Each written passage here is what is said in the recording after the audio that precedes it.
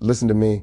The atmosphere around your life is about to shift. The conversations, the glances, the energy directed toward you, it will change and it will confuse people because what God has been preparing in the hidden place under the soil of obscurity and pain is now breaking the surface, and its bloom will cause a reaction. Woman, everyone will be jealous, and your next relationship will flip the script. You see, most people are lost in a world of acquisition. They believe love is about finding someone to complete them, to fill a void, to quiet a loneliness. This is not love.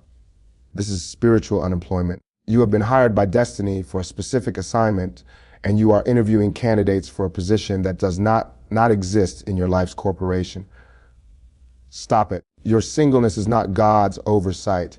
It is his incubation period. It is the boardroom where heaven strategizes over your life. It is the workshop where you are being assembled not for a man, but for a purpose. And when you finally understand that you are not an empty vessel seeking to be filled, but a fortress already occupied by royalty, your entire posture changes. This is why people will be jealous. Not because of the man you have, but because of the peace you carry. They will look at your freedom from desperation, your freedom from the anxiety of needing to be chosen, for freedom from the fear of being alone, and it will condemn their shackles. Your contentment will become a mirror showing them their own emptiness. Your joy, not sourced from a person, will become an unanswerable question to their fragile dependency-based happiness. Their jealousy is not your problem. It is their soul's confession that they have seen a kingdom in you they have not yet found in themselves. Now understand this. Your next relationship will be a collision of purposes, not a collapse into codependency. It will not be you leaning on him for your identity. It will be two pillars standing strong independently, holding up the same roof of a shared vision. He will not be your source. He will be a resource. He will not be your purpose. He will be a partner to your purpose. The script flips because you are no longer the applicant. You are the CEO of your own life, and you are discerning if he possesses the character, the vision, and the spiritual portfolio to be a senior partner in the enterprise God has given you. This requires a strength that few understand. It is the strength to be unattached, to look at what is good, what is flattering, what is tempting, and to say, no, you do not fit the blueprint. It is the power to enjoy a connection, yet be completely prepared to walk away in peace. If you discern, it is not of the kingdom. That kind of strength terrifies the world. It commands respect from the heavens. It draws the right kind of man. A king who is not intimidated by a queen on the throne of her own life. So stop worrying about being wanted. Begin to be concerned with being aligned. Stop searching for a heartbeat to start synchronizing with a destiny. Your value is already settled. Your purpose is already active. Your wholeness is already mandated. When you live from that truth, you do not attract seekers, you attract finders.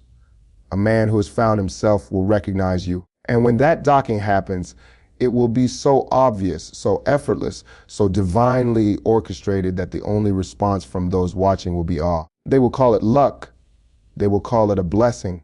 But you will know it was the inevitable result of a woman who decided to build her a kingdom first, and then from the throne of her fulfillment extended an invitation. Let me speak a foundational truth into your spirit. Your value was not created by human hands, nor can it be negotiated by human opinion. Your worth is an intrinsic, non-negotiable fact established in the mind of God before the foundation of the world. You are not a commodity on the open market of relationships, fluctuating in value based on the attention you receive or the validation you are given. You are a sovereign entity, a unique expression of divine thought carrying a price tag that has already been paid in full. This understanding must become the bedrock of your existence. A relationship, therefore, is not the acquisition of your value. It is the affirmation of a value that already exists in totality. When you operate from this place of settled worth, you stop auditioning for love and you begin to authorize it. You are not a beggar seeking scraps of affection. You are a queen discerning who is worthy to partake of the wholeness you already possess.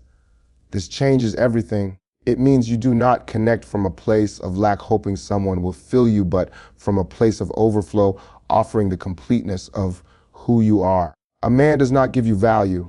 A true man recognizes the value You have always carried and honors it. He is not your source. He is a witness to the source that has already established you. This principle protects you from the poison of desperation and positions you for a partnership that is not about completion, but about celebration. It is a difference between seeking a builder to construct your identity and inviting a fellow architect to admire and create alongside the palace you have already become. Let me correct a fatal error in your thinking. Your singleness is not a waiting room. It is not a passive, empty hallway where you sit idly staring at the door hoping someone will walk in and call your name. That is a prison of imagination. Your singleness is in fact a divine construction site.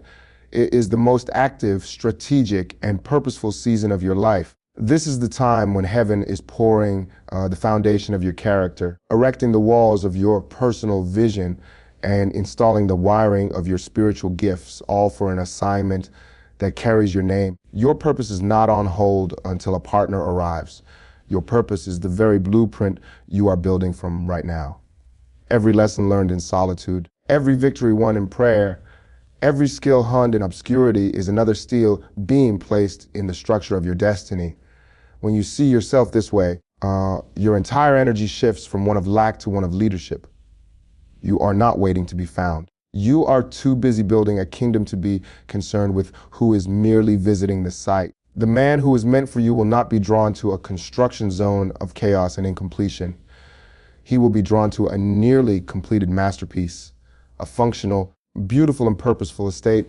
He will arrive not as a contractor to fix you, but as a co-steward who recognizes the glory of the build and asks, how can I serve the vision already in progress?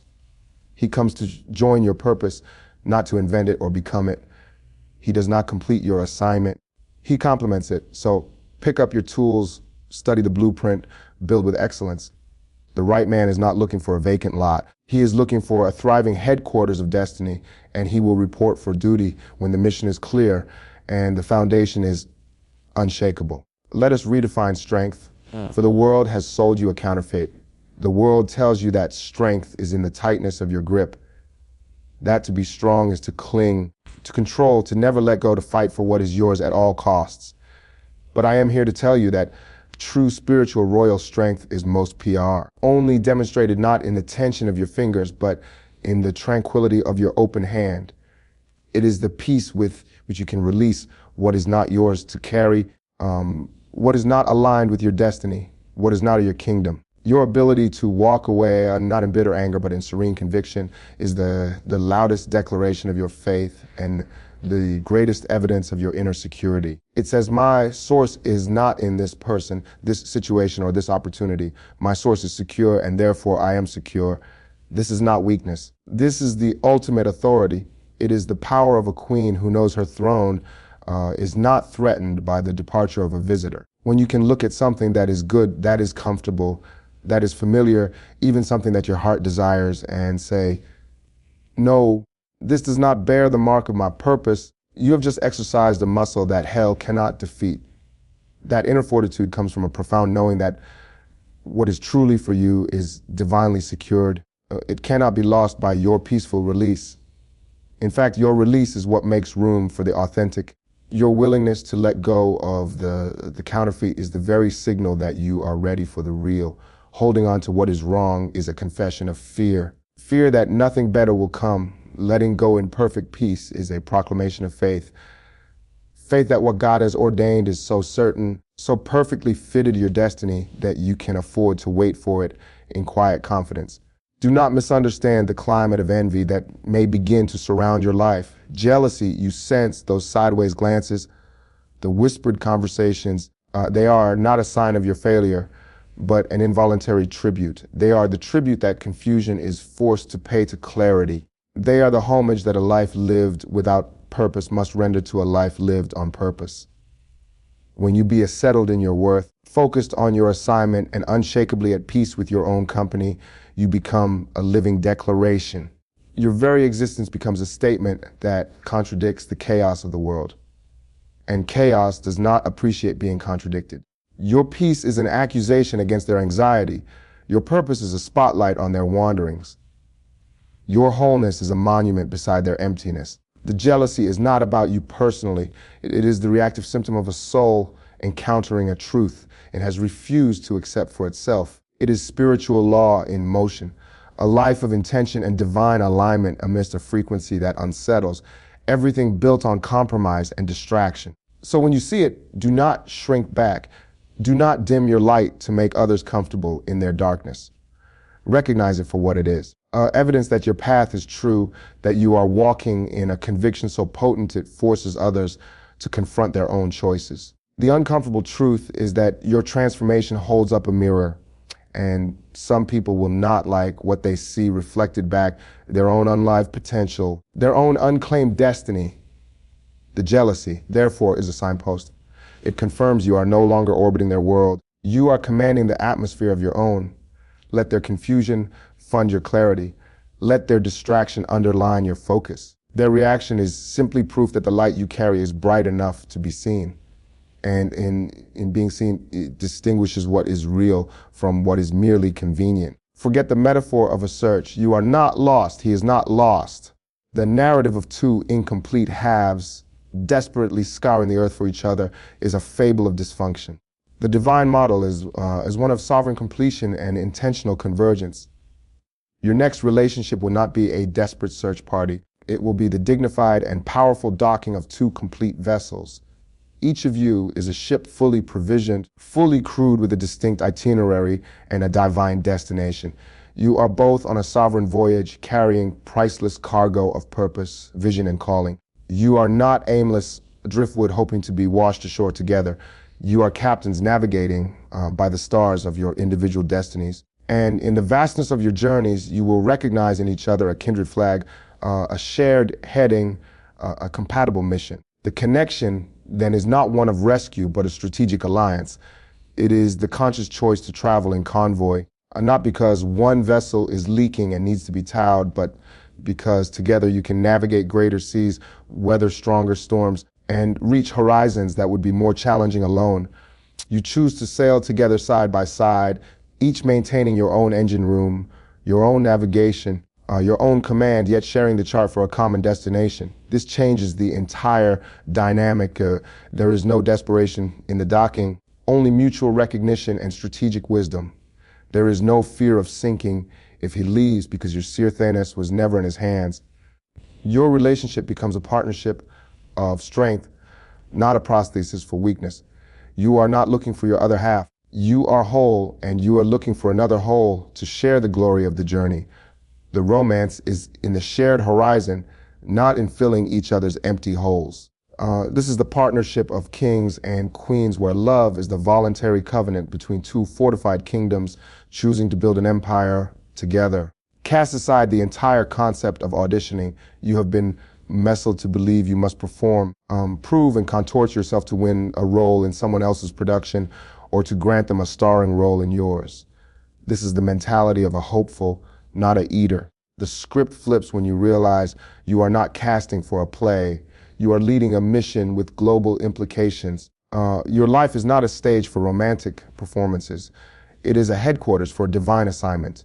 You are the sitting authority, the visionary, the one who has received the mandate. Therefore, you are no longer holding auditions. You are conducting discernment. You are prayerfully and wisely discerning who, if anyone, possesses the character, the spiritual maturity, the complementary vision, and the proven capacity to be entrusted with a senior partnership in this enterprise. The question is no longer, does he like me? The critical kingdom question becomes, is he qualified? Does his life's fruit demonstrate the discipline, integrity, and strength of purpose needed to handle the weight of the vision I carry? You are not seeking validation. You are vetting a potential vice president for the corporation of your destiny. This posture immediately separates the curious from the called, the admirers from the allies. It silences the noise of mere attraction and amplifies the signal of divine alignment. It means you are not waiting by the phone. You are reviewing spiritual resumes, not with arrogance, but with the solemn responsibility of a steward protecting a sacred trust. When you operate as the authority of your own life, you attract neither boys nor beggars. You attract other authorities, men who are leading their own missions and who recognize in you a fellow sovereign. They are not looking for a role. They are looking for a righteous merger. You must erase the idea of divine delay from your mind. What you have called waiting is not a passive pause, not a heavenly oversight, not a punishment of postponement. It is a sacred and active orchestration. God is not stalling your relationship. He is synchronizing kingdoms. He is aligning every critical component in the cosmos of your destiny. This season is the convergence of your internal maturity with your external manifestation. It is the precise calibration of your healed heart with your clarified purpose. It is the development of your capacity to steward not just a companion, but the specific vision that companion will help you build. And simultaneously, in another part of the world, the same meticulous work is being done in him. His character is being forged in fire. His vision is being sharpened in obscurity. His own healing is being solidified. Divine timing is the masterful bringing together of these two complete, purpose-laden individuals at the exact moment when their collision will create maximum impact for the kingdom. Not just maximum comfort for the individual. It is not about when you are lonely enough to settle. It is about when you are both ready enough to rule. The right relationship at the wrong time is still the wrong relationship. So what you perceive as a delay is actually a protection and a preparation of monumental proportions. God is not merely giving you a man. He is preserving a legacy. He is ensuring that when you finally stand face to face, it is not a meeting of two needy hearts, but the strategic alliance of two anointed destinies. The waiting is the sound of the pieces of a glorious mosaic being moved into their perfect, irreplaceable positions. Your piece is found in trusting the hands of the artist, not in scrutinizing the unfinished section of the canvas. Do not shrink from the new horizon that awaits you. Do not apologize founds the anxious or the purpose that silences the aimless. The jealousy you may sense is simply the echo of your own awakening bouncing off the walls, a world asleep. It is the proof you are walking in a different light. Your next season is not about finding love. It is about love finding you anchored in your worth, occupied with your assignment and unshakable in your peace. It will not be a fragile transaction of needs, but a sovereign merger of kingdoms. So stand firm in the construction site of your destiny. Build with excellence. Let your wholeness be your only signal.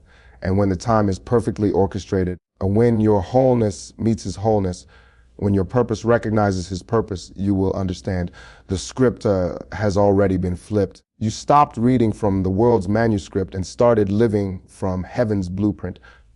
Now walk into that truth. Your arrival is expected.